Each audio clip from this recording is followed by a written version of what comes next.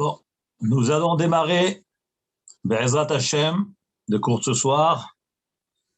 Donc, nous sommes Parashat Lech Lecha, le jeudi 8 Cheshvan, 5782, 14 octobre 2021. Le sujet que nous allons traiter ce soir, Be'ezrat Hashem, c'est Abraham, père des nations. Qui dit père, dit forcément exemple, dirigeant, ça c'est un père. Plus tard, la Torah va nous dire qu'Akadosh Baruch Hu va lui rajouter une lettre dans son nom. Il va lui dire, dorénavant, tu ne vas plus t'appeler Avram, tu vas t'appeler Avraham, avec un He. Pourquoi Avraham? Qui signifie Av Hamon Goïm Netaticha. Je t'ai nommé Av, père, Hamon, nombreux, Goïm, de nations, Netaticha, je t'ai nommé. Je t'ai nommé père de beaucoup de nations. D'où Abraham qui est le père des nations. Ici, la Torah, lorsqu'elle démarre la paracha de Lech Lecha, voilà ce que nous dit la Torah. Vayomer Adonai el Avram. Dieu dit à Abraham, Lech Lecha, pars. Lecha pour toi. C'est un terme qui est un peu ambigu. Quand on part, on part. Que veut dire pars pour toi? Mais Artsecha, de ta terre, c'est-à-dire quitte ta terre. Umimoladtecha, de ta ville natale. Umibet avicha, et de la maison de ton père. El haaretz, vers la terre, Asher Ar-Eka, que je vais te montrer. Je redis le verset. La Torah donc dit, Hakadosh Baruch Hu dit à Abraham, Lech Lecha, pars pour toi, mais Artsecha, de ta terre, Umimoladtecha, et de ta ville natale, Umibet avicha, de la maison de ton père, El haaretz, vers la terre, Asher Ar-Eka, que je vais te montrer. Et la Torah enchaîne et dit, et je ferai de toi un grand peuple, je te bénirai, je ferai grandir ton nom, et tu seras une bénédiction. Là, il y a un gros problème qui se pose dans la chronologie des événements.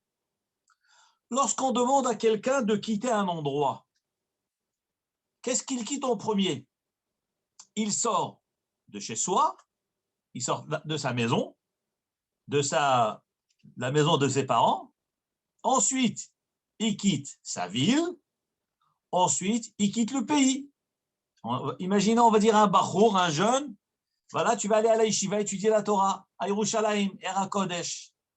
Qu'est-ce qu'il fait? Le jour du départ, il sort de son foyer, de sa maison, la maison de ses parents.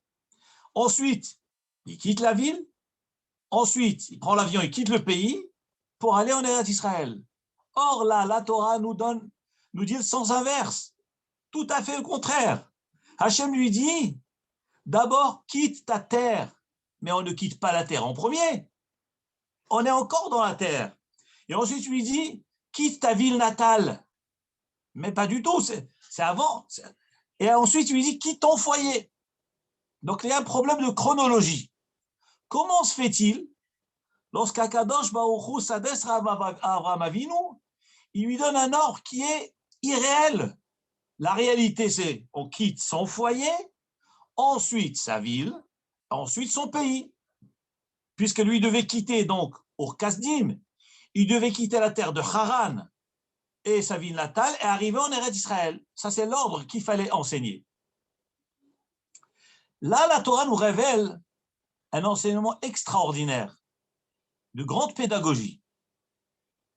Lorsqu'Akadosh Baruch Hu s'adresse à Avraham Avinu et lui dit de quitter son pays, quitter sa ville et quitter son foyer, il ne s'agit pas d'un lieu géographique. Akadosh Baruch Hu n'est pas en train de lui dire, tu sais, tu vas d'abord quitter ton pays, ensuite ta ville, ensuite ton foyer. Mais c'est irréel, ce n'est pas l'ordre chronologique des choses. Nous disent les Chachamim, comme il est rapporté dans le Chumash Rav Pninim et dans le Ma'ayan HaShel Torah, que ici la Torah nous révèle une grande pédagogie. De quelle façon devons-nous aborder l'éducation et sa propre éducation et le rapprochement envers Hachem? Lorsqu'on veut rapprocher quelqu'un de la Torah, on ne va pas lui dire, tu sais, eh ben, tu dois tout arrêter, te transformer rapidement, immédiatement. Vous comprenez bien que tout prend du temps. Nous, pour devenir adultes, ça nous a pris du temps. Il fallait assimiler les choses, il fallait les analyser, il fallait les comprendre, il fallait être convaincu pour pouvoir avancer et évoluer. Eh bien, c'est ce que nous dit la Torah. Lorsqu'Akadosh Baruch Hu a parlé à Abraham Avinu, il est vrai qu'il va quitter le lieu géographique qui est son pays, sa ville natale et son foyer, c'est évident. Mais l'ordre qui est enseigné dans la Torah, c'est les paroles de Hachem, puisque Vayomer Hachem et Abraham, c'est Hachem qui parle. À travers ces mots, il lui décrit pas le déplacement géographique, mais l'évolution dans un état d'esprit de Avodat Hachem. Je m'explique. Un homme, il est attaché le plus à son foyer, à sa famille, à ses parents. Maintenant, à la ville, il est un peu moins attaché à la ville qu'au pays. Donc, on est plus attaché à ses parents qu'à la ville. On est plus attaché à sa ville qu'à son pays. C'est-à-dire que l'attachement le plus fort, c'est le foyer. Celui qui vient au second degré, c'est la ville. Et au troisième degré, c'est le pays. On ne va pas demander à quelqu'un, détache-toi totalement de toutes tes mauvaises habitudes. Tout en un coup, en une seconde, tu dois tout séparer. Ce n'est pas possible. L'être humain est trop habitué à ses habitudes, à son foyer, à sa famille. Alors, on ne peut pas lui demander du jour au lendemain de tout quitter, ce n'est pas possible. Donc, on va lui demander d'abord de quitter la mentalité de son pays. Parce que c'est la chose qui est la moins attachée à l'homme. C'est la chose à laquelle l'homme est moins attaché. C'est son pays. Il est attaché à son pays par rapport à d'autres pays, c'est certain. Mais il est moins attaché au pays qu'à la ville. Donc, on va lui dire, tu sais, lech lecha me'artsecha. Enlève ta mentalité, cette mentalité européenne ou mentalité païenne ou laïque de l'Europe. D'abord, éloigne-toi de cette mentalité-là, qui va à l'encontre de la Torah. Ensuite, on va lui demander Umimoladtecha. Maintenant, quitte ta ville, parce qu'un homme est plus attaché à sa ville qu'à son pays.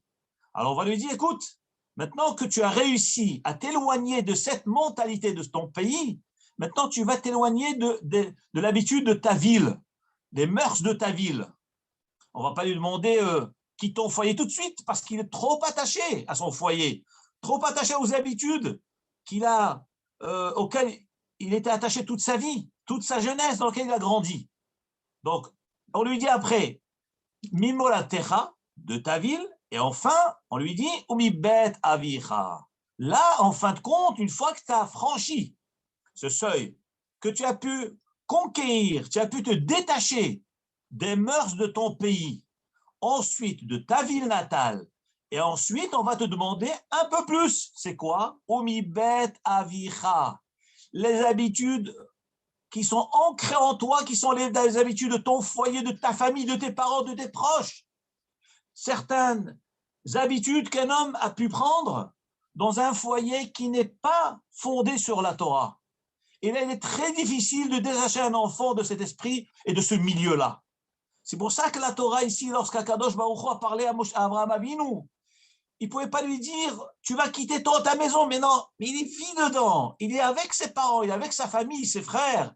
On ne peut pas demander à quelqu'un de quitter tout d'un coup. On commence à lui dire le plus facile. C'est pour cette raison-là que la Torah donc dit, Hachem dit à Abraham Avinu, « lech lecha me'artsecha » quitte d'abord ta ville, ton pays, c'est-à-dire les choses auxquelles tu es moins attaché.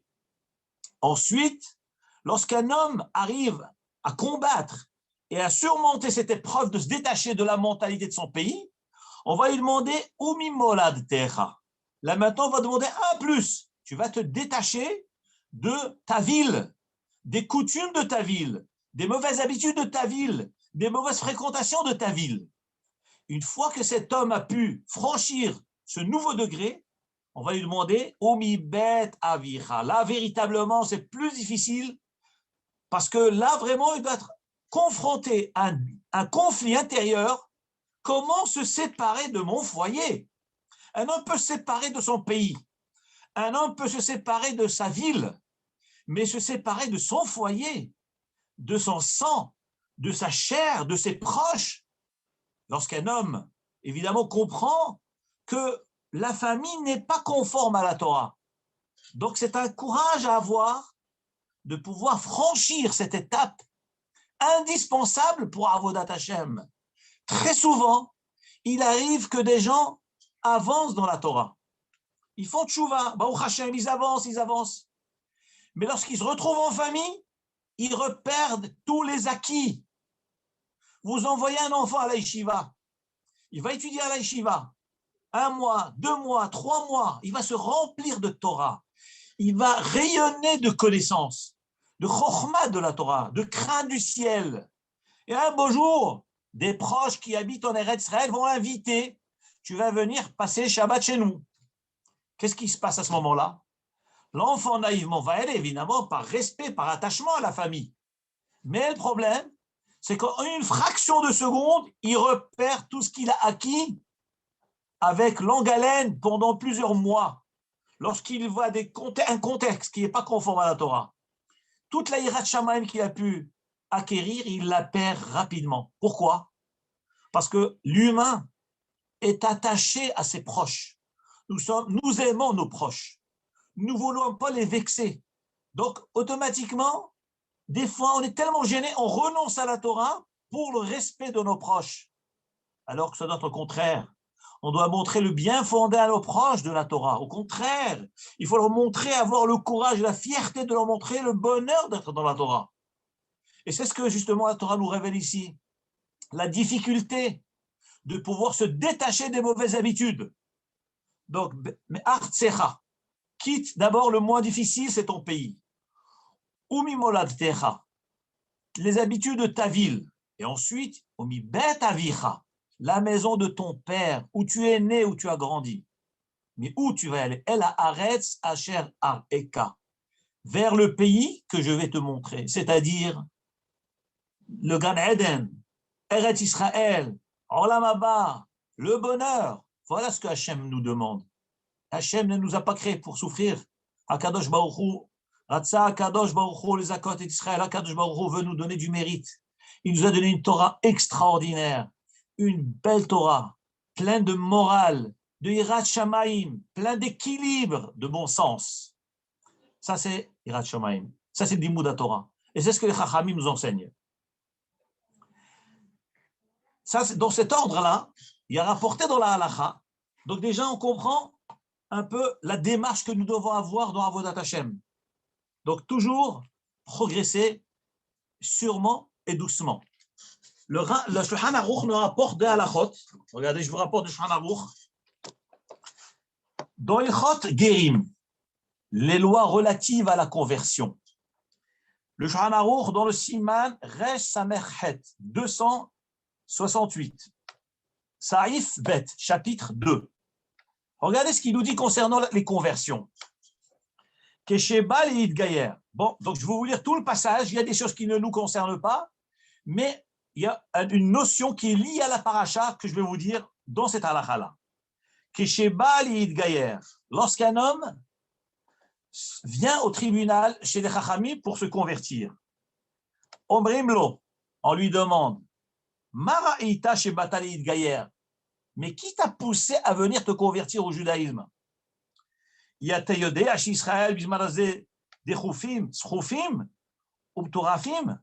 Tu ne sais pas que le peuple juif, dans cette période-là, il se trouve dans une situation difficile, maltraité, mal vu, dans les souffrances, sous l'oppression des nations. Et que ce que toi, maintenant, tu décides de venir se convertir au judaïsme, tu es prêt à subir toutes ces humiliations? Im Amar Yodeani, si cet homme l'a dit, oui, j'en suis conscient. je sais, je suis au courant, je sais très bien ce que le peuple juif subit. Et malgré tout, je veux devenir juif. Et malgré tout, je ne veux pas me coller aux nations, je veux me coller à vous. Mais kablim otomiyad. Nous l'acceptons immédiatement. On l'accepte. Maintenant, quelle est la démarche de l'enseignement de Torah? Comment on l'aborde? On le rapproche de la Torah. Regardez ce que dit Shulchan Aruch. Modi'in oto miktsat onashim. On lui révèle un petit peu une partie des punitions de la Torah. Shel mitzvot, des mitzvot. Omrim lo kodem shebata. On lui dit par exemple, avant que tu deviennes juif, est-ce que toi tu mangeais du lait et de la viande? Maintenant, lorsque tu vas devenir juif, tu n'auras pas le droit de manger du lait et de la viande. Il y a des condamnations. Transgresser le Shabbat est une chose grave. Si tu transgresses le Shabbat, tu es condamné chayav karet, retranchement. Alors que là, tu étais libre. Est-ce que malgré tout, quand même, tu acceptes la Torah? Et il dit, quand même, j'accepte la Torah. Le Shulchan dit, la étape qui suit, modi'im lo miktsat mitzvot kalot. On commence à lui enseigner les mitzvot légères et faciles, doucement. Ensuite, mitzvot hamurot, les mitzvot plus difficiles, et ainsi de suite. Et on avance progressivement. Nous voyons que dans les halachot de conversion, lorsqu'il s'agit d'accepter un non-juif à la conversion, eh bien, la procédure, c'est de commencer à lui enseigner peu à peu, doucement, des choses faciles, des choses légères. Et ensuite, on va de plus en plus difficile. En tout cas, donc, nous voyons cette approche-là dans Avodat Hashem. Lorsqu'on enseigne à quelqu'un, lorsqu'on rapproche quelqu'un, on ne peut pas aller d'une extrême à l'autre. Il faut lui laisser le temps de pouvoir digérer la chose, de pouvoir réfléchir, de pouvoir comprendre et d'avancer. Évidemment, il doit accepter les mitzvot de Hashem. Il doit les accepter. Mais il doit savoir que ça se fait d'une manière progressive. Ça, c'est le premier enseignement de cette paracha-là. Le passouk nous dit, Hakadosh Baruch Hu dit à Abraham Avinu, Lech lecha, pars, quitte ton pays, va gadela shemecha, je ferai grandir ton nom. Le Midrash Rabbah pose la question suivante. Il dit, mais quel rapport le fait de quitter son pays et la renommer, agrandir le nom de quelqu'un, le faire connaître? Quel est le rapport entre faire quitter un pays et va gadela la shemecha, faire grandir le nom de quelqu'un? Ça, c'est la question qui a été posée dans le Midrash. Le Midrash répond, Amar Rabbi Berachia. Rabbi Berachia dit, Machal, une parabole, à quoi cela ressemble? Abraham Avinu, à qui il ressemblait? Litzlochit shel shemen afarsemon, à une fiole d'huile de grande valeur qui s'appelle afarsemon, qui donne une très très bonne odeur. Et cette fiole d'huile était fermée. Donc là où elle allait, personne ne savait ce qu'elle contenait. Les gens ne pouvaient pas profiter de son odeur. Donc on ne pouvait pas connaître la valeur et l'importance de cette huile-là. Mais lorsqu'on l'a déplacée d'un endroit à l'autre, le fait de la secouer, eh ben, l'odeur se dégageait de cette fiole et les gens en profitaient. Nous dit le Midrash, Kachamar Hakadosh Baruch Hu, ainsi Hakadosh Baruch Hu a dit, Taltel atzmecha mimakom le makom, déplace-toi d'un endroit à l'autre, d'une ville à l'autre, Aliédézé, par cela, Baolam dans le monde. Vas-y, sillonne le monde, sillonne les pays. Pourquoi faire? Afin que le monde puisse connaître ta grandeur, puisse connaître ta valeur et puisse voir ta façon de te conduire, connaître tes actions, tes actes, ta conduite, tes bonnes actions, et qu'ils puissent tous apprendre de toi. Voilà ce que nous dit le Midrash. Je récapitule. Il dit Rabbi Berachia, pourquoi, quel est le rapport entre le fait de quitter Haran et la renommée? Hachem va faire grandir son nom. Hakadosh Baruch Hu a dit, toi Abraham Avinu, tu es un grand tzaddik, un Ovod Hachem. Si tu restes dans ton petit coin, tu vas être bien pour toi, mais pas pour l'humanité. L'humanité a besoin d'un père. L'humanité a besoin d'un dirigeant. Donc, tu dois sortir de ton pays. Lech lecha, pars pour toi, pour ton intérêt, pour ton bien. Quitte ton pays. El haaretz ashareka, ve'escha bagadela shemecha. Et je ferai grandir ton nom, c'est-à-dire qu'Akadosh Baruch Hu a voulu qu'Abraham Avinu aille montrer au monde ce que c'est l'exemple d'un père, ce que c'est un Oved Hashem, ce que c'est un serviteur de Hashem. Voilà ce que Akadosh Baruch Hu lui a dit. C'est ce qu'il attendait de lui. Et là aussi, c'est un enseignement extraordinaire. C'est que des fois, un homme peut être dans son petit coin, tranquille, et puis il dit, moi, je fais ma avodat Hashem, je travaille, je fais avodat Hashem tranquillement, je ne dérange personne, je fais ma avodah. Maintenant, les gens n'ont qu'à faire ce qu'ils veulent. Pas du tout. Hakadosh Baruch Hu, il veut que nous allions vers les autres. Nous rapprochons les autres. Nous rapprochons nos frères, le Ham Israël, l'humanité tout entière. Tout ce qu'on peut rapprocher, on rapproche. En commençant par nos frères, par le Ham Israël. Si on peut aussi donner aux nations, eh bien, il faut aussi donner aux nations. Et ça, on l'apprend d'Abraham Avinu. C'est ce que le pasuk dit, va gadela shemecha. Là, c'est une leçon extraordinaire parce que quelle est la qualité particulière d'Abraham Avinu? Les Chachamim nous disent c'est chesed. Abraham Avinu, c'est middat chesed, c'est la qualité de miséricorde, de bienfaisance. Ça, c'est la midda d'Abraham Avinu. Et Akadosh Baruch Hu, lorsqu'il a dit à Abraham Avinu, lech lecha, quitte ta ville, c'est pour que les gens puissent voir qu'est-ce que c'est un Oved Hashem, qu'est-ce que c'est faire du chesed, qu'est-ce que c'est faire de la bienfaisance. Ça, c'est l'enseignement que le Midrash nous rapporte en nom dans la Bible Rachia. D'ailleurs, il y a marqué dans un pasouk de Michelet, il a rapporté Chesed, Olam Chesed Ibané. Le monde, Chesed, par la bonté, Ibané, il est fondé, il est construit. Le monde tient sur le Chesed. Et Avraham Avinu, c'est le père du Chesed.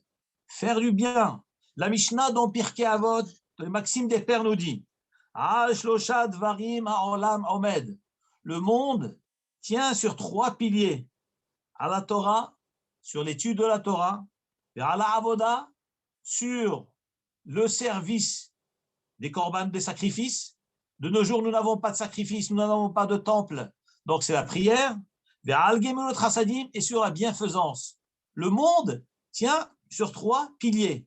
Sur l'étude de la Torah, sur la prière et sur le chesed. Et nous savons très bien que ces 3 piliers, ça correspond aux 3 patriarches. Abraham, Yitzhak et Yaakov. Abraham Avinu, c'est Gmilut Chassadim, c'est le premier pilier. Yitzhak, c'est Avoda, puisque c'est le premier sacrifice. Yitzhak Avinu, il s'est laissé sacrifier. Donc, c'est Korbanot. On n'a pas les Korbanot, c'est la Tfila. Et le 3e pilier, c'est Yaakov, c'est Torah. Titen Emet li Yaakov. Emet, c'est la Torah. Yaakov Ishtam Yoshev Ohalim. Yaakov, un homme parfait, intègre, installé dans les tentes de la Torah, à la Yeshiva. Donc, on voit, c'est l'imoud à Torah. Donc, c'est les 3 piliers sur lesquels le monde tient. À la Torah, vers la Avoda, vers al Gemilut Chassadim. Le monde tient sur l'étude de la Torah, sur la prière et sur le chesed. Abraham Avinu, c'est un de ces 3 piliers. La midat ha-chesed. Et c'est ce qu'Akadosh Baruch Hu lui a dit. Lech lecha me'artzecha. Il ne faut pas rester dans ton pays, sors, que le monde puisse te découvrir, que le monde puisse connaître. Qu'est-ce que c'est un homme intègre? Qu'est-ce que c'est un Oved Hashem? Qu'est-ce que c'est faire du bien? Qu'est-ce que c'est le chesed? Vous savez ce que le Zohar Kadosh nous dit, un chidouche extraordinaire. Il est rapporté dans le Zohar Kadosh sur la paracha de Bereshit. Il est écrit concernant la création du monde, Elle toldot hashamayim va'aretz. C'est rapporté dans Bereshit, chapitre 2, verset 4. Elle toldot hashamayim va'aretz. Voici la naissance ou les descendants, les créations du ciel et de la terre, Be'ib Bare'an, lorsqu'ils ont été créés. Donc je redis, le pasuk dit, Elle toldot hashamayim va'aretz. Voici la création du ciel et de la terre, Be'ib Bare'an, lorsqu'ils ont été créés. Nous dit le Zohar à Kadosh, il ne faudrait pas lire Behib Baream, il faut lire Be'avraham. Les lettres Behib Baream qui veulent dire lors de leur création, il faut dire Be'avraham. En d'autres termes, c'est comme s'il y avait marqué Elle Toledot Hashamim Vaaretz, voici la création du ciel et de la terre, Be'avraham par Abraham. Nous révèle donc le Zohar à Kadosh quelque chose d'extraordinaire, que lorsqu'Akadosh Baruch Hu a créé le ciel et la terre, il les a créés par le mérite d'Abraham Avinu. C'est par le mérite d'Abraham que le monde a été créé. C'est extraordinaire. Et ça rejoint la Mishnah que nous avons citée précédemment. Le monde tient sur 3 piliers. Un d'entre eux, c'est quoi? C'est le Chesed. Chesed, c'est Abraham Avinu. Chesed, c'est Abraham. Et le Zohar Kadosh donc nous révèle que le mérite du monde pour pouvoir se maintenir, c'est Bisrout Abraham Avinu. Maintenant, pourquoi? Eh bien, le monde ne peut pas tenir sans chesed. Le monde ne peut pas tenir sans bienfaisance. Vous savez, au début de la paracha de Bereshit, la Torah nous parle de la création du monde, de l'univers. Et chaque ordre qu'Akadosh Baruch Hu donnait, il est écrit Vayomer Elohim. Dieu dit, il y ait or, qu'il y ait de la lumière. Premier jour, deuxième, donc chaque fois il y a marqué Vayomer Elohim, Vayomer Elohim. 32 fois il y a marqué le mot Elohim, 32 fois. D'ailleurs, le Zohar HaKadosh, et d'ailleurs dans les Tikkunim, dans la Gdama des Tikkunim, Rabbi Shimon Bar Yochai a écrit une œuvre qui s'appelle Shiv'im Tikkunim. Et dans la préface du Shiv'im Tikkunim, dit Rabbi Shimon Bar Yochai, il dit que les 32 Elohim qui y a marqué dans le livre, dans le début de Bereshit lors de la création, elles correspondent à ce qu'on appelle la Med Bet Shevilin, 32 chemins de la Chochma. D'ailleurs, lorsqu'on chante Bar Yochai, il y a marqué dans un passage du vendredi soir, Niv Shachtat Shrecha, il y a marqué Lav Netivot Rishit Chochma. Il y a marqué la Med Bet Netivot, la Med 32. C'est-à-dire que à travers les 22, les 32, le mot Elohim, ça correspond aux 32 chemins de la Chochma. Et le Kaf HaChaim dit dans les halachot de Talit, lorsqu'un homme fait la bracha sur le Talit, au moment où il fait la bénédiction, avant de s'envelopper du Talit, il dit Ta'atef betzitzit, s'envelopper avec le Talit, par le Talit, lorsqu'il prononce ces mots, Baruch Ata Hashem, Asher Kideshano Bemitzvot Davitzvanu Ta'atef, se vêtir avec le talit, il doit penser à 2 lettres. Leit Atef, c'est la med, betzitzit bet. La med, bet. C'est quoi la med, bet? C'est 32. Il doit penser que par le mérite de la mitzvah de tzitzit, Hakadosh Baruch Hu va nous ouvrir l'accès aux 32 shvilei ha-chochma, les 32 chemins de la chochma. Et ça à travers la mitzvah du talit. Donc les 32 chemins de la chochma sont révélés, cachés dans le talit. Et nous savons très bien que le talit, on s'enveloppe avec, c'est en réalité, Chazak ou Baruch, c'est l'Ève, c'est magnifique, c'est le cœur, c'est justement le cœur du peuple juif. Exactement. Parce que la chokhma, elle réside dans le cœur. Vous avez raison. Et par ailleurs, dit Rabbi Shimon Bar Yochai, que le fait de s'envelopper du talit, c'est une mitzvah qui englobe le corps. C'est ce qu'on appelle dans la Kabbalah Or Hamakif, la lumière qui englobe la personne. Lorsqu'un homme fait une mitzvah, la mitzvah elle a un effet de lumière sur l'homme. Et c'est ça le malach qui accompagne l'homme lorsqu'il marche dans la rue après avoir fait une mitzvah. Comme d'ailleurs nous dit David Amer dans Tehilim, Ki malachav yetzavelach lishmocha bechol derachecha. Car Hakadosh Baruch Hu, il te met à ta disposition des malachim pour te protéger. Mais c'est qui ces malachim? D'où ils viennent ces malachim? Les malachim, ils viennent par la mitzvah que nous venons d'accomplir. Lorsque maintenant nous parlons de la mitzvah de tzitzit, là, nous voyons que tzitzit, il y a leit atef b, lamed et bet, qui veut dire lève, comme vous avez bien dit, Madame Kahn, Muriel, c'est très bien, c'est le cœur, c'est le tronc de shvilin de chokhma. Un homme doit kaven. Je reviens juste au détail de ce qui est marqué dans les Tikkunim, Rabbi Shimon bar Yochai dit que Abraham Avinu, lorsqu'Akadosh Baruch Hu a créé le monde, Be'ib Baream, la Torah dit Be'Avraham, il faut pas dire Be'ib Baream, c'est Be'Avraham, par le sroud d'Abraham Avinu. Et nous avons dit que le sroud d'Abraham Avinu, c'est quoi? C'est la midah de Chesed. Ah oui, donc je reviens à ce que je voulais vous dire. Donc lors de la création, il y a 32 fois Elohim. Très bien. Ensuite, le Elohim, c'est midat hadin, c'est une rigueur. Et tout de suite après, il est marqué après les 32 Elohim, il est marqué Beyom Bero Hashem Elohim Shamayim Va'aretz. Lorsqu'Hashem Elohim a créé le ciel et la terre. Les Chachamim demandent dans le Midrash. Jusque-là, la Torah a toujours employé le terme de Elohim, qui est rigueur. Et à un certain moment, après les 32, elle emploie le terme de Hashem Elohim. Hashem, c'est miséricorde. Elohim, c'est rigueur. Pourquoi la Torah a intégré le mot Hashem? Qui c'est la Torah? C'est Hashem lui-même. Pourquoi Hashem, tout d'un coup, il rajoute un deuxième nom? Nous dit le Midrash. À la base, Akadosh Baruch Hu a voulu créer un monde par rigueur. Le monde a besoin de rigueur. Mais il a vu que le monde ne pouvait pas tenir avec rigueur. Qu'est-ce qu'il a fait? Shitef ito midad arachamim. Il a mêlé avec la rigueur la miséricorde. Il a mis la rachamim dedans. Parce que le monde avec que rigueur ne peut pas se tenir, ne peut pas se maintenir en existence. C'est pour ça qu'il est marqué Hashem Elohim. Et là, nous allons revenir à la notion que nous avons dit. Qu'Avraham Avinu, c'est Midat HaChesed. Avhamon Goïm Netaticha, qui est le père des nations. Hakadosh Baruch Hu dit Avraham Avinu, Lech lecha me'artzecha. Quitte ton pays. Pourquoi faire? Ve'escha le Goy Gadol. Vagadela shemecha. Je ferai grandir ton nom. On a demandé au nom du Midrash. Il dit Rabbi Berachia, dans le Midrash Rabbah. Quel rapport faire quitter le pays à quelqu'un et dire je vais grandir ton nom? Le lien est direct. Parce que le but pour lequel Hachem a voulu le faire quitter de son pays, pourquoi faire?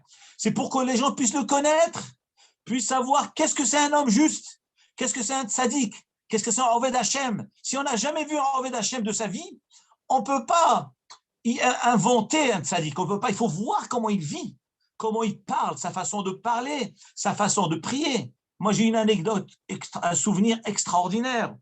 Je suis arrivé à Yerushalayim en 1986, après Aix-les-Bains, là, j'y vais d'Aix-les-Bains. Après le bac, j'étais en 1986 à Yerushalayim. J'étais au quartier Beit Vagan, à côté de Yerushalayim. Et j'étais dans une yeshiva qui s'appelle Nachalat Moshe, de Rav Yaakov Benaim. Et on avait comme voisin, donc il y a plein de yeshivot, une yeshiva voisine, c'était les chassidim de Amshinov. Moi, je ne suis pas chassid, je suis un sfarad marocain, je garde mes traditions. Et il y avait cette yeshiva de chassidé Amshinov. Et tout le monde m'a parlé que là-bas, il y a un admour, il y a un grand tzaddik,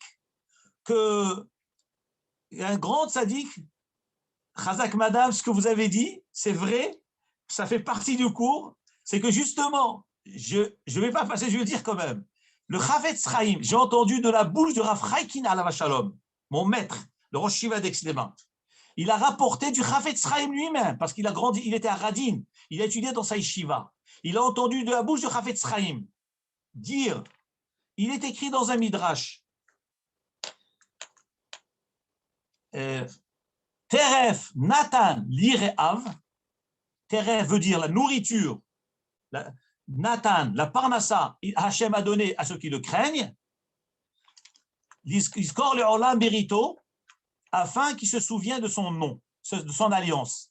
Je répète, Teref Natan Lireav, Hakadosh Baruch Hu a donné la parnassa à ceux qui le craignent, Iskor le Olam Berito, eh bien, il se souviendra toujours de son alliance.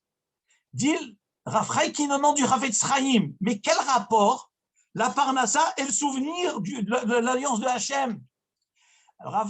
Chavetz Chaim a dit, au nom du Midrash, que Akadosh Baruch Hu a fait que le peuple juif soit exilé dans la diaspora, partout dans le monde. On est des enfants aimés de Hachem. Pourquoi Hachem ne nous installe pas tous ensemble sur notre terre, tranquille à Jérusalem, en face du Kotel? Est-ce que Hachem manque de moyens? Hachem peut tout faire. Hakol Yachol. Comment se fait-il que nous sommes dans la galoute, dans la diaspora? Alors il dit Chavetz Chaim, comme j'ai entendu des paroles saintes de mon maître, Rav Chaim Alav Shalom. Il dit le Midrash dans ce verset, Teref Natan Lireav. Hakadosh Baruch Hu, il a donné teref. C'est quoi teref? Teref, ça veut dire la nourriture. Mais le Midrash dit, ça peut se lire tirouf. Tirouf, ça veut dire perturbation. Un homme est perturbé, il court pour aller chercher sa parnassa. Il habite dans une ville, il va déménager, voyager tous les jours, là et là. Et là, pourquoi faire?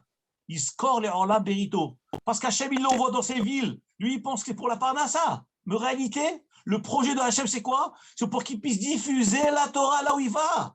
Les gens ne connaissent pas la Torah. Les gens n'ont pas eu le mérite d'étudier dans une yeshiva. Et voilà, vous avez un jeune homme qui va aller se déplacer, faire des kilomètres tous les jours, aller-retour, vers Genève, vers Lyon, vers Annecy, vers Annemasse, de partout. Pourquoi faire? Hachem aurait pu lui donner la parnassa là où il est, puisque la parnassa vient de Hachem.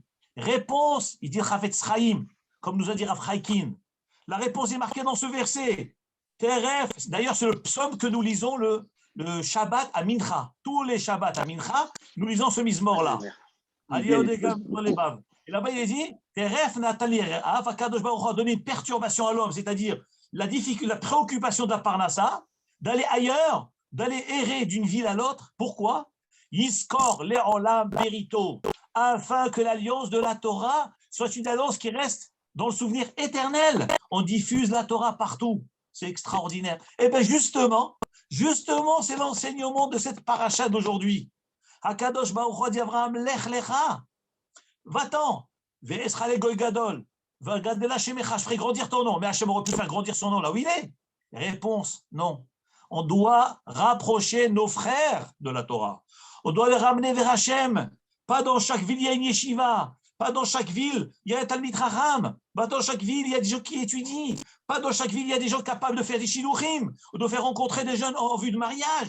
Il faut des chachamim qui réfléchissent avec l'optique de la Torah. Et c'est ça l'enseignement de cette paracha, c'est quelque chose d'extraordinaire. D'extraordinaire.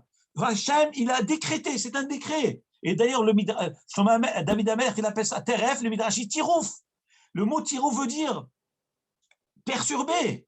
Comment un Talmid Chacham, on va le perturber sans arrêt, le déplacer? Mais Talmid Chacham, c'est quelqu'un qui est aimé par Hachem. On va lui faciliter la vie, au contraire. Il dit le Midrash, pas du tout. Le Talmid Chacham, il est né pour travailler. Il est né pour aller sauver ses frères. Il est à l'image d'Abraham Avinu. Et ça, c'est notre devoir. Et en réalité, tout un chacun, pas seulement un Talmid Chacham, tout juif, le peu qu'il connaisse, peu ou beaucoup, a le devoir de diffuser la Torah. Je me rappelle dans ma jeunesse, Rav Chaikin Alava Shalom, on venait d'arriver à la yeshiva. Et Rav Chaikin nous disait, lorsque vous sortez de la yeshiva pour un week-end ou pour un mariage de famille, là où vous allez, vous devez me rendre compte quand vous revenez, est-ce que vous avez parlé à des bénis Israël? Moi je dis au Rav, mais je ne sais pas parler. Comment je vais parler aux gens? Mais les gens, d'abord je ne sais pas parler. Et les gens, ils risquent de me jeter, m'envoyer balader. Comment je vais parler? Rav Chaikin me disait, va, parle, ne t'inquiète pas, parle. Même si tu as l'impression qu'on ne t'écoute pas, parle. On te remerciera après. Et combien de gens sont revenus à la Torah parce qu'on a su leur dire un mot gentil, un mot d'amour et d'affection à travers les paroles de la Torah. Je vous assure, c'est vrai, c'est impressionnant. Il y a des gens à qui on a dit, moi personnellement j'ai l'expérience, à qui j'ai parlé une fois, mais je me suis dit, jamais ça donnerait quelque chose. Et 10 ans plus tard, le changement était extraordinaire. Comme je n'arrive pas à tout lire en même temps, donc à la fin du cours, on laissera 10 minutes, comme ça, si vous avez des questions, avec grand plaisir. Grand plaisir. Et vos questions m'intéressent. En tout cas, revenons à ce que... Oui, j'étais en train de vous raconter Yerushalayim, à la yeshiva. Et je me rappelle, les amis de la yeshiva me disaient, tu sais, il y a un grand tzaddik qui est dans cette yeshiva en face chez nous, c'est un chassid Admour de Amshinov. Et je vous dis, c'est une histoire qui remonte à 86, presque 36 ans, 38 ans. Et alors j'ai dit, ok, je voudrais le voir. Ils m'ont dit, voilà ce que tu vas faire, après le repas de Shabbat midi, tu vas à la yeshiva de Amshinov et tu vas voir. Alors, j'ai fini mon tchoulant, ma dafina, c'était déjà 1h l'après-midi. Alors, je vais là-bas, je rentre dans la yeshiva d'Amshinov et je vois que des chassidim étaient là assis. Ils ont eu le temps de rentrer chez eux, de manger le repas de Shabbat et de revenir. Et j'ai demandé à un des chassidim, vous faites quoi? Et là, on attend le Admour pour lui dire Good Shabbos. C'était déjà 2 heures de l'après-midi. Et le Admo était dans quoi? Dans sa Hamida. La Hamida de Shabbat matin. Et j'ai vu ça, mais c'est extraordinaire, je vous assure. Je suis resté derrière le Admo. Et après, j'ai vu qu'il était jeune, il n'était pas âgé. Bon, maintenant, il a pris 40 ans de plus. Mais à l'époque, il devait avoir, je ne sais pas, 40 ans, il devait avoir, 40, 45 ans. Mais Dvekud Bachem, un amour à Hachem, un attachement incroyable. J'ai attendu, il a fini de la Hamida, il s'est tourné, il a salué chacun, mais il était en transpiration. Mais c'était quelque chose, une image que je ne pourrais jamais oublier. Ça m'a donné une image dans ma vie. Qu'est-ce que c'est prier devant Hachem? Nous, notre prière, elle prend 2 minutes. Lorsque je vois ce Admour devant, quand je fais ma Hamida, je vois ce Admour devant mes yeux. Je vois avec quelle chaleur, quel attachement il priait. Ça me donnait les larmes aux yeux. J'ai dit, mais je suis à des kilomètres.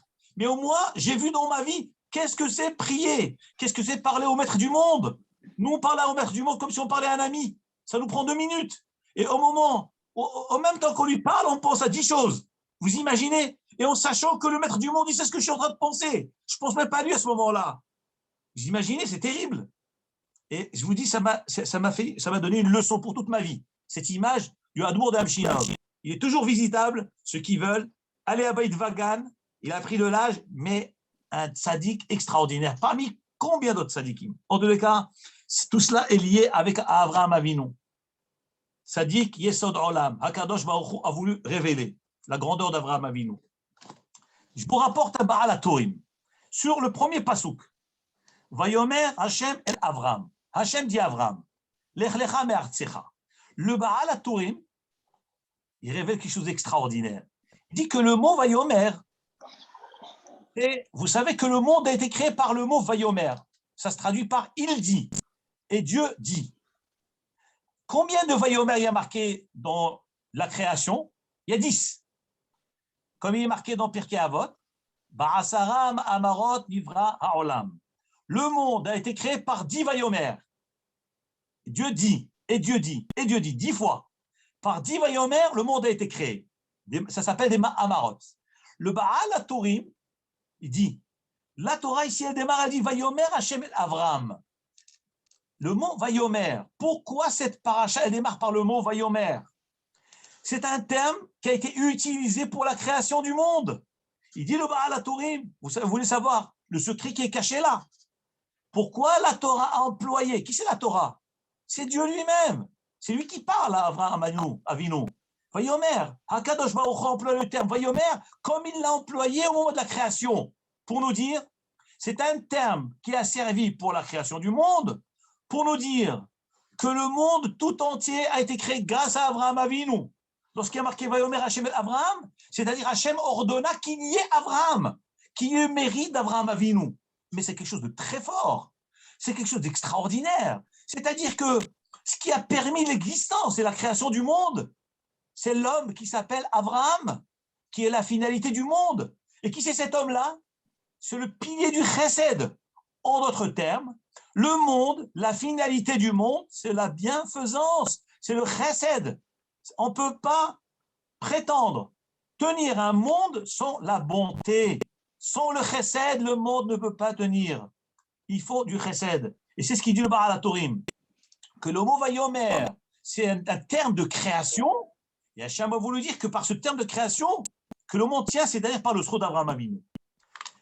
Je continue. Lech lecha, il y a marqué, Hachem lui a dit à Avraham Avinu, Lech lecha, pars pour toi. C'est quoi ce terme Lech lecha? Hachem aurait pu lui dire, Lech, vas-y. C'est quoi cette répétition? Lech lecha, va pour toi. Nous dit le Baal HaTurim que le nombre numérique de Lech lecha, c'est 100. Lech, Lamed, c'est 30. Kaf, 20. Lech aussi, ça fait 50, 50, ça fait 100. Qu'est-ce que ça veut dire? Ramazlo, Hakadosh Baruch Hu lui a révélé que lorsqu'il aura l'âge de 100 ans, il aura un enfant. Parce qu'il y a marqué tout après, Ve'escha le goy gadol. Il lui dit, Lech lecha me'artzecha, quitte ton pays et je ferai de toi un grand peuple. Dit le Baal HaTurim, Hakadosh Baruch Hu lui a révélé à Avraham Avinu, lorsque tu arriveras à l'âge de Lech lecha, qui correspond à 100, Alors, Ve'esra, les Goy Gadol, tu deviendras un grand peuple, c'est-à-dire tu auras des enfants. Là, dans cette première phrase, HaKadosh Baruch Hu lui révèle qu'il va avoir des enfants. Et même à quel âge il va avoir des enfants? À l'âge de 100 ans, tu auras un enfant. C'est ça, Lech Lecha ve'esra le Goy Gadol. Donc, nous comprenons la juxtaposition des versets. Donc, Lech Lecha, lorsque tu auras l'âge de 100 ans, ve'esra le Goy Gadol, tu serai de fois à ton peuple, c'est qui? C'est Yitzhak. Donc, à l'âge de 100 ans, Yitzhak va naître. Une autre explication rapportée dans le Baal HaTurim, pourquoi il lui a dit Lech Lecha, Me'artzecha, c'est-à-dire, alors le Baal HaTurim dit, une fois que tu vas vivre, lorsque tu vas quitter ta terre, tu vas vivre encore 100 ans. Là, il lui révèle combien d'années il va lui rester. Chazak, on aurait pu penser que c'est Ishmaël, mais en réalité, le calcul de 100 ans ne correspond pas à Ishmaël, parce qu'Ishmaël est né avant 100 ans. Vous comprenez? Donc le 100, c'est calculé précisément avec Yitzhak. C'est ça, donc le calcul, ça tombe avec Yitzhak. Par ailleurs, le Baal HaTurim nous rapporte aussi autre chose ici, que Lech Lecha, c'est qu'Akadosh Baruch Hu lui a révélé qu'après avoir quitté ce pays-là de Haran, il va vivre 100 ans de plus. Comment il révèle cela? Regardez, Avraham Avinu, lorsqu'il a quitté Haran, il avait 75 ans. Il était âgé de 75 ans. Et là, Akadosh Baruch Hu lui dit, Lech Lecha me'artzecha. Pars. Alors, le Baal HaTurim, il dit, lorsque tu vas quitter ton pays, tu vas vivre 100 ans de plus. Et effectivement, c'est ce qui s'est passé. Avraham Avinu a vécu 175 ans. Il y a encore beaucoup d'enseignements sur ce verset-là. Si des fois vous avez des questions, on va peut-être passer aux questions. S'il n'y a pas de questions, alors je pourrais avancer à des chidushim encore dans la paracha. Je vous écoute. Je me permets de parler. Une chose, ils disent qu'Abraham, il est parti avec sa famille. Il est parti avec ses demi-frères. Il a pris une partie de sa famille, bien qu'il savait qu'il y avait des membres qui n'étaient pas très cachers, mais il les a pris avec lui. Oui, tout à fait. Quitte la maison de ton père, il a quitté la maison de son père, mais il est pris avec lui les membres de sa famille. Tout à fait. Et puis on sait que quand il devait choisir une femme pour Yitzhak, il a été chez Lavan en sachant très bien que Lavan était d'une mauvaise souche, mais il a pris le risque parce qu'il croyait que sa famille avait quand même des traditions et des valeurs qu'il voulait continuer. Chazak, les questions que vous posez sont très intéressantes et fortes. Alors, il faut savoir une chose. Avraham Avinu, effectivement, lorsqu'il a quitté sa famille, il a pris avec lui Lot. Lot, c'était son neveu. Mais il a pris son demi-frère qui était Haran, qui n'était pas aussi très cachère, mais il l'a pris quand même avec lui. Haran, je crois que c'est le père de Lot. Alors attention, dans Lech Lecha, il n'a pas pris Haran avec lui. On voit que... Parce qu'il, la vérité, c'est pas lui qui a été brûlé. À la fin, il a pris le courage en croyant, et c'est lui qui a été brûlé.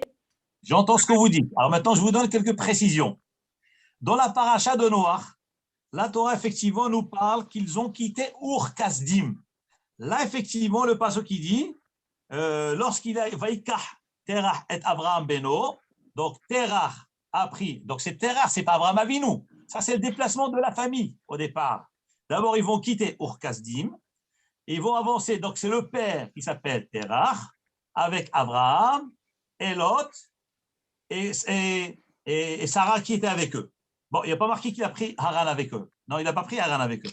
Arrivé à Haran, là, Hachem se révèle à lui, lui dit, maintenant, tu dois tout laisser quitter.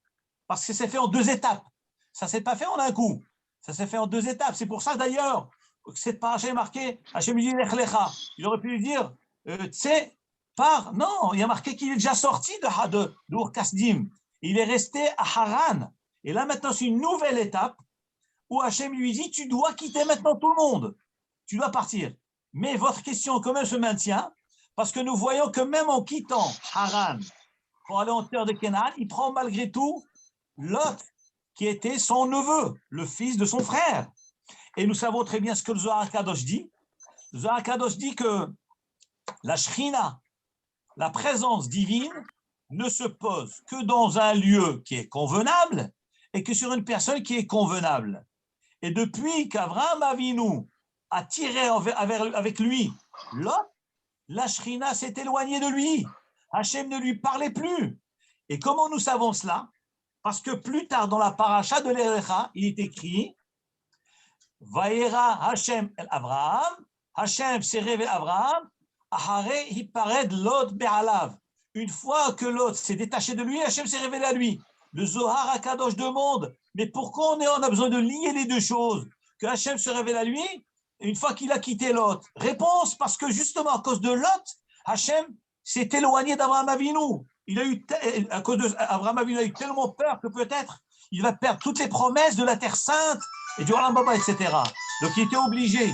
En fin de compte, le Zohar HaKadosh nous dit qu'il était obligé de se séparer de Lot.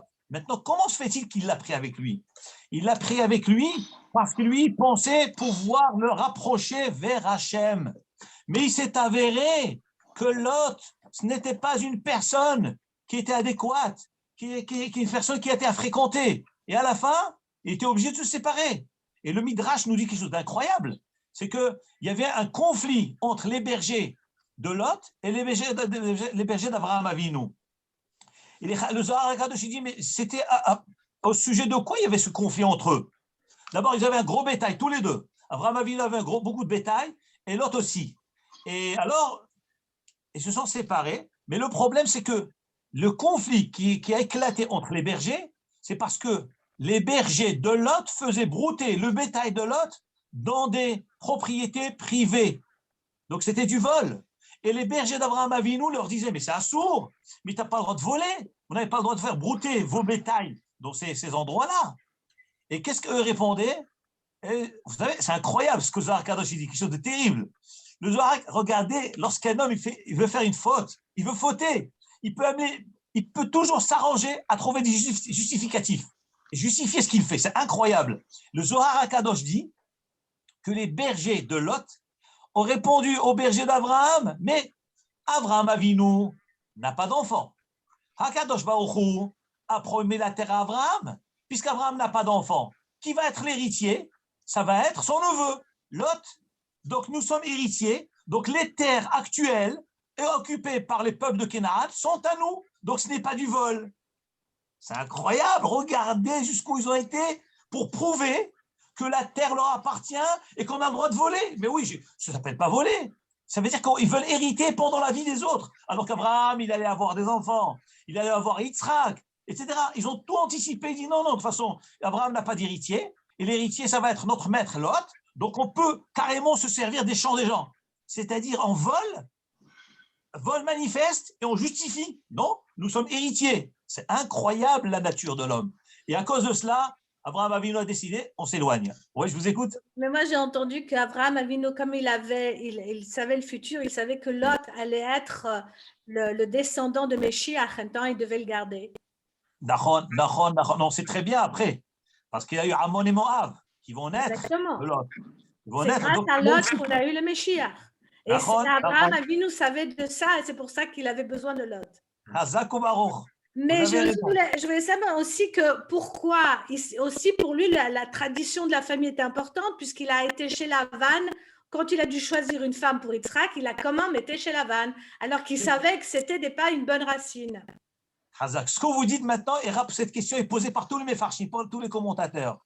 Et la réponse connue, c'est que il est vrai que c'est des familles d'idolâtres, mais il y avait ce qu'on appelle la midda de chesed dans ces familles-là. C'est quelque chose d'incroyable. Vous imaginez, vous avez un idolâtre, un pur idolâtre, mais le chesed vivait dans le foyer, puisqu'on voyait que Rivka, elle a été donnée à boire au chameau de Yitzhak, etc., de Yezer, et 10 chameaux, et ensuite elle l'a invité à la maison. Rachel, c'est la même chose. Donc on voit la midda du chesed. Et quand il y a du chesed, on peut réparer tout. Même un idolâtre peut devenir un Oved Hashem. Même un enfant qui est né dans une famille d'idolâtres peut devenir une matriarche.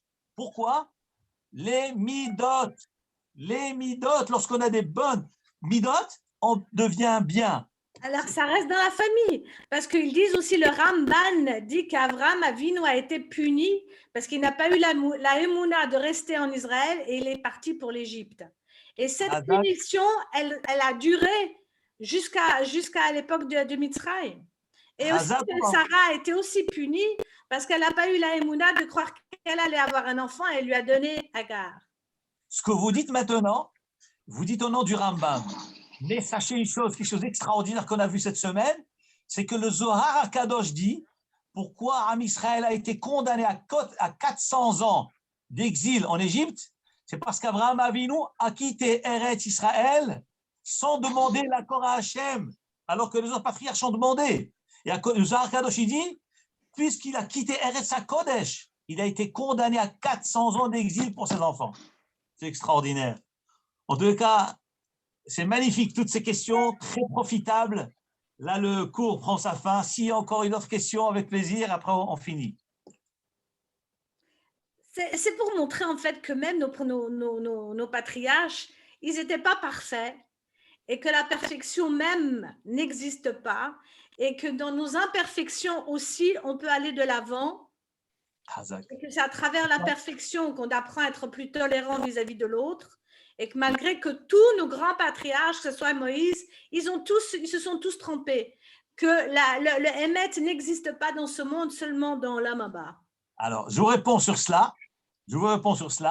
C'est pas qu'il n'y a pas de perfection et qu'il n'y a pas de Hémet. Il y a de la perfection, il y a du Hémet. Seulement, l'homme fait des erreurs et on répare les erreurs. Voilà l'enseignement des patriarches. Je pense que vous êtes d'accord avec moi. C'est pas qu'il n'y a pas de perfection, c'est que on dit qu'il y a du tikkun olam. On est là pour réparer, que ça soit du plus grand au plus petit. Emet, tikkun olam. Mais nous voyons que les avot, ils ont réparé le maximum. Et c'est sûr que les erreurs, tout humain fait des erreurs.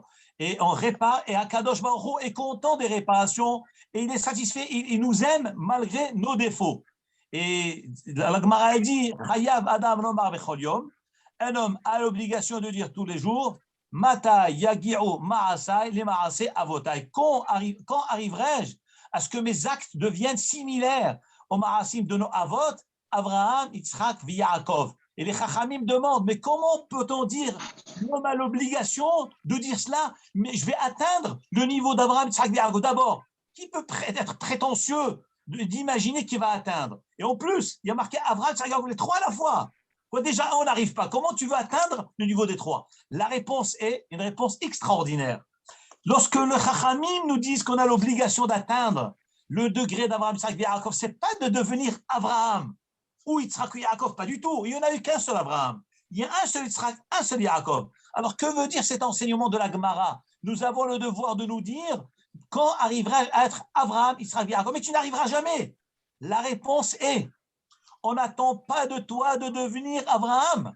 On attend de toi de devenir ce que tu es, ton nom, c'est-à-dire utiliser ton potentiel comme eux ont utilisé leur potentiel. À moi, on va me demander, tu t'appelles Mordechai Wayon. Eh bien, on attend de toi d'être que ton nom, Mordechai Wayon. Et vous, on attend de vous d'être ce que vous êtes. On ne va pas vous dire, devenez comme Sarah Imenou. Il y a une seule Sarah.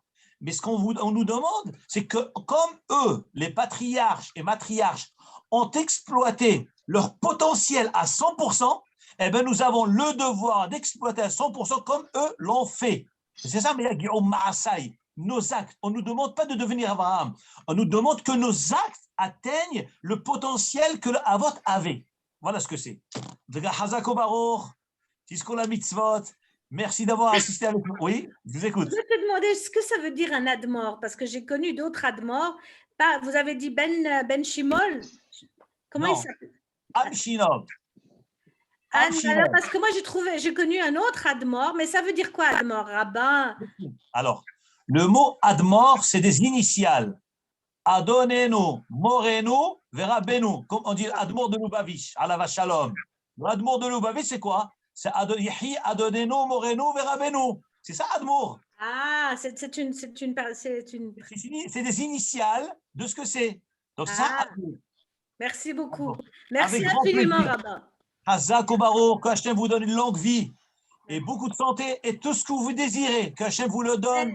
Amen. Et Amen. tous ensemble à Yerushalayim très bientôt. Amen. Shabbat Shalom. Amen. Merci beaucoup. Shabbat Shalom.